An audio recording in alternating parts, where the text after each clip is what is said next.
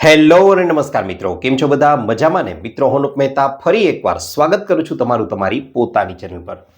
મિત્રો, આખા દિવસ દરમિયાન તમારા શરીરમાં કેટલી શક્તિ રહેશે, તમે કેટલું સ્ફૂર્તિમય દિવસ પસાર કરી શકશો, તેના સાથે સાથે તમારા લોકોની ડાયાબિટીસ દિવસ દરમિયાન કેટલી વધશે કે કેટલી ઘટેલી રહેશે, તેની સાથે સાથે તમે કેટલું કોન્સન્ટ્રેશન કરી શકશો, એટલે કે તમારું ધ્યાન છે તે કોઈ પણ કાર્યમાં કેટલું કેન્દ્રિત કરી શકશો, તમારું લીવર છે તે કેટલું તંદુરસ્ત રહેશે, તેની સાથે સાથે આખો દિવસ તમારો કેવો પસાર થવાનો છે, મિત્રો તમે માનશો નહીં પણ ખરેખર આ તમામ બાબતોનો આધાર તમારા સવારના નાસ્તા પર રહેલો છે।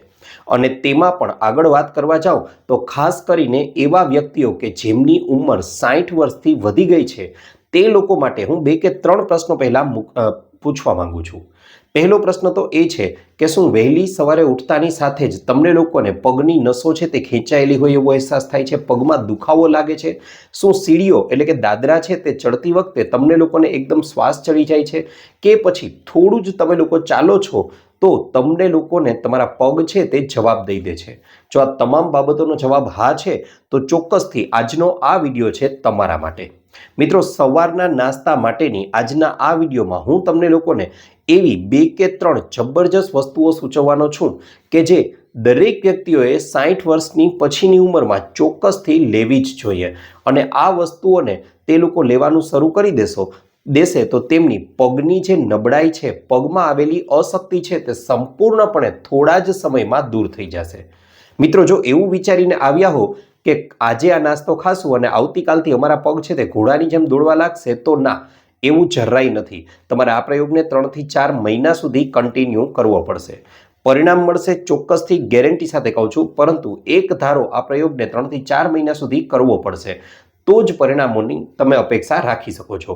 હવે મિત્રો, આગળ વાત કરવા જઈએ તો મોટા ભાગના લોકો છે તેઓ 60 વર્ષ પછીની ઉંમરમાં પગની જે નબળાઈઓ છે, ખાસ કરીને પગના સાંધાઓ એટલે કે ઘૂંટણ કે જેને આપણે ઢીંચણ કહીએ છીએ, તેના દુખાવાથી પીડાતા હોય છે।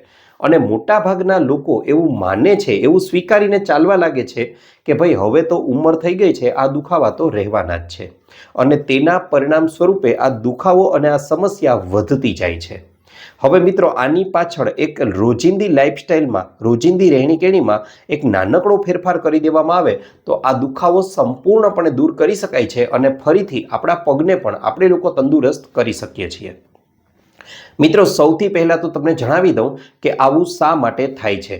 તો જેમ જેમ વ્યક્તિની ઉંમર વધતી જાય છે, ખાસ કરીને 60 વર્ષથી વધારે ઉંમર થાય છે, ત્યારે તેમના શરીરમાં, ખાસ કરીને તેમના પગમાં 3 વસ્તુઓની ઉણપ થવા લાગે છે। વસ્તુ નંબર 1 ઉપર જે વસ્તુ છે તેનું નામ છે માંસપેશીઓની અંદર પ્રોટીનની ઉણપ। ધીમે ધીમે પ્રોટીનની ક્ષમતા ઘટવા લાગે છે, પ્રોટીન છે તે ઓછું થવા લાગે છે, તેના પરિણામ સ્વરૂપે માંસપેશીઓ છે તે પણ તેમની નબળી પડવા લાગે છે। બીજું છે લોહ તત્વ એટલે કે આયરનની ઉણપ, અને તેના પરિણામ સ્વરૂપે લોહીનું પરિભ્રમણ, લોહીનો સંચાર છે તે પગમાં ઘટી જાય છે, અને પરિણામે પગ છે તે પોતાની પૂરતી કાર્યક્ષમતાથી કાર્ય નથી કરી શકતા। અને ત્રીજી વસ્તુ છે મેગ્નેશિયમ, કે જે નસોનું યોગ્ય કાર્ય થવા માટે ખૂબ જ વધારે જરૂરી તત્વ છે, તે પણ ઘટવા લાગે છે। હવે આ ત્રણેય વસ્તુઓની ઉણપના પરિણામ સ્વરૂપે તમારા પગ છે તે આપમેળે જવાબ આપી દે છે, અને તમને એવું લાગે છે કે ખરેખરમાં તો આ પગની નબળાઈ છે તે ઉંમર વધવાની સાથે આવી છે। મિત્રો, આજના આ વિડીયોમાં હું તમને લોકોને નાસ્તાની, સવારના નાસ્તાની જે 3 કે 4 રેસીપી શેર કરવાનો છું, એનું સેવન તમે લોકો શરૂ કરી દેશો તો ગેરંટી સાથે કહું છું, બહુ થોડા સમયમાં તમારા પગમાં એક નવી જાન ફૂંકાશે અને તમારા શરીરમાં અને પગમાં નવી ઉર્જાનો સંચાર થશે। કઈ કઈ છે તે વસ્તુઓ પહેલા એ જણાવી દઉં। મિત્રો, સૌથી પહેલા તો તમારે લોકોએ વહેલી સવારે ઉઠી અને નાસ્તામાં ફણગાવેલા કઠોળ છે તેનું સેવન કરવું જોઈએ। હવે ફણગાવેલા કઠોળ શા માટે અને શું કામ આનો જ પસંદગી પહેલા નંબર ઉપર કરી છે તો એ જણાવી દઉં।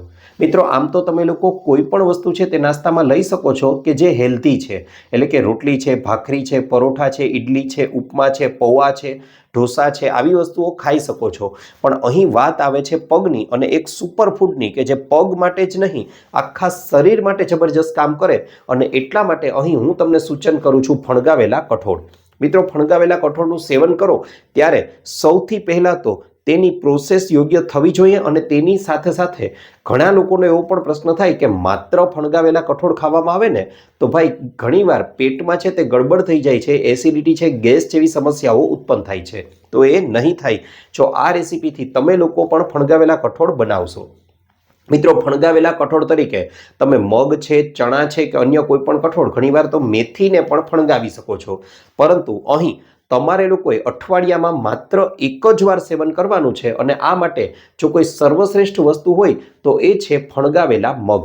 હવે આ માટે શું કરવાનું છે તો તમે જ્યારે પણ સવારે ફણગાવેલા કઠોળ ખાવા માંગો છો તેના આગલા દિવસે લગભગ બપોરે 12 કે 1-2 વાગ્યા આસપાસ તમારે લોકોએ એક વાટકી જેટલા મગ લઈ અને તેને પાણીમાં પલાળી દેવાના છે.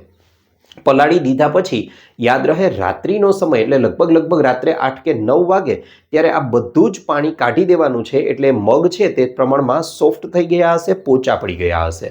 હવે આ મગને તમારે લોકોએ એક સુતરાઉ કાપડનું કપડું લેવાનું છે. યાદ રહે, સુતરાઉ કાપડનું કપડું.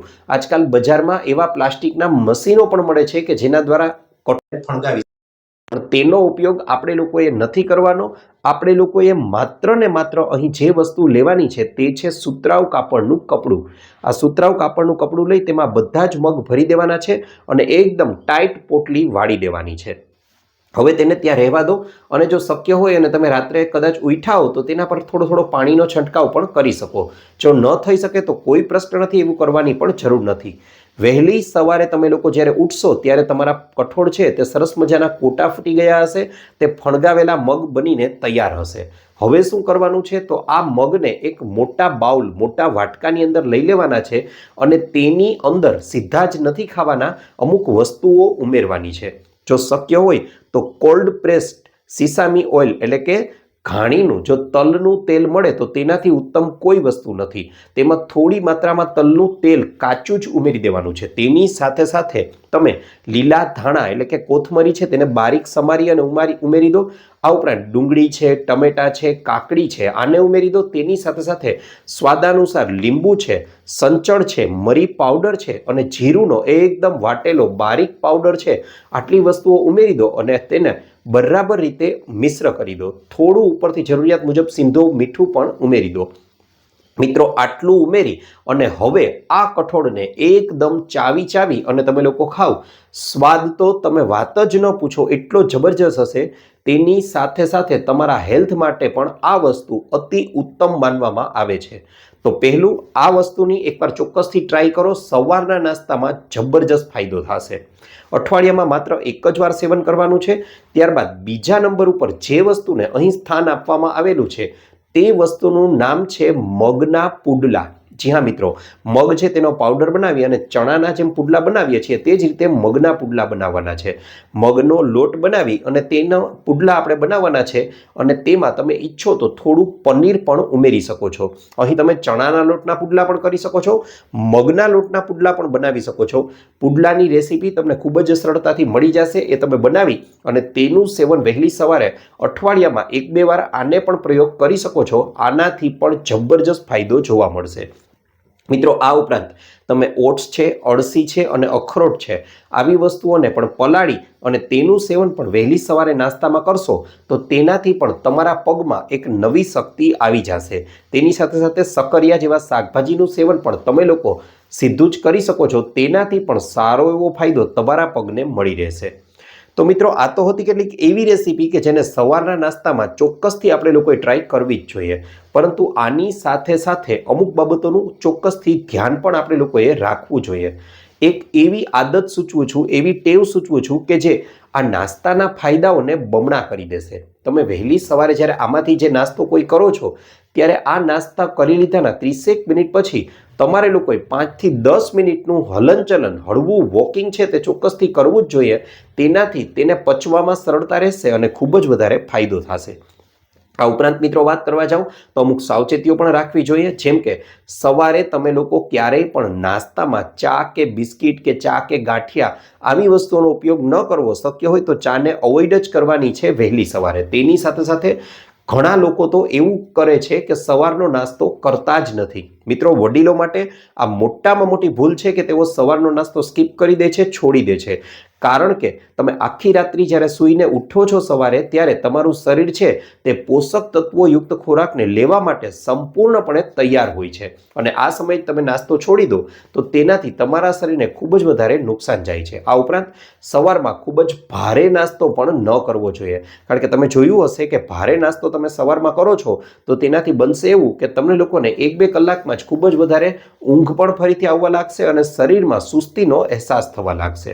આ ઉપરાંત દરરોજ તમે જ્યારે નાસ્તો કરો છો ત્યારે આ નાસ્તામાં એકને એક વસ્તુ છે તેનું સેવન પણ ન કરવું જોઈએ। હંમેશા વસ્તુઓ બદલીને ખાવી જોઈએ, તેનાથી તમારા શરીરને ખૂબ જ વધારે સારો એવો ફાયદો જોવા મળશે। તો મિત્રો, આ તો હતો અમારો આજનો વિડીયો કે જેમાં મેં તમને લોકોને નાસ્તાને લગતી કે જે 60 વર્ષ પછીની ઉંમરમાં ખૂબ જ વધારે ઉપયોગી થઈ શકે તેવી રેસીપીઓ શેર કરી છે। આશા રાખું છું આપને મારો વિડીયો ગમ્યો હશે। વિડીયો ગમ્યો હોય તો લાઈક કરજો, ચેનલને સબસ્ક્રાઇબ કરજો। આ ઉપરાંત તમે પણ આ વિડીયો ક્યાંથી જોઈ રહ્યા છો એ ચોક્કસથી જણાવજો, અમે તેને અનુરૂપ પણ અને કોઈ તમને પ્રશ્ન હોય તો એ પણ પૂછજો, અમે તેને અનુરૂપ પણ નવા વિડીયો લાવવાનો પૂરતો પ્રયાસ કરીશું। આપનો ખૂબ ખૂબ આભાર।